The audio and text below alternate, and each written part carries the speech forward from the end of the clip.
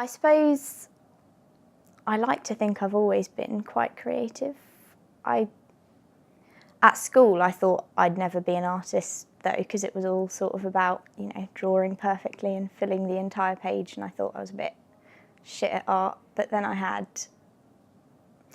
I guess, a really nice art teacher who saw that I had some potential and pushed me, and yeah, I suppose a lot of my work is sort of about, I don't know, the way now with the internet and advertising, we're so used to being exposed to so much like random, totally unconnected information, and it doesn't really faze us.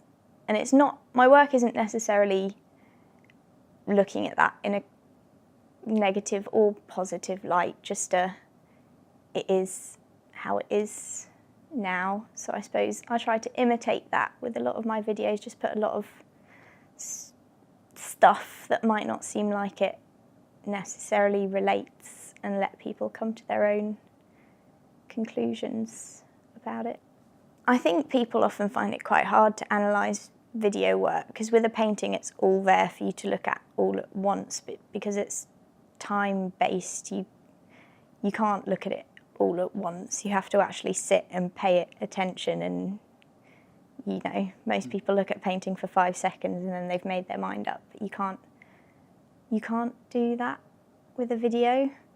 And I think it's also hard for people because they're so used to watching films and TV and stuff where you sort of switch your brain off a little bit, but when you're critiquing art, you're not really supposed to do that. I think it's hard to keep your brain actively watching. I have a lot of sort of props and masks and stuff, and I guess my studio is mostly just storage space for that, but I think just being in an environment where everyone around you is working, sort of, you feed off of each other. I think my work definitely would be entirely different if I wasn't in this room with these people. And yeah, I think it's important to work around other artists, or you just sort of get stuck at a dead end.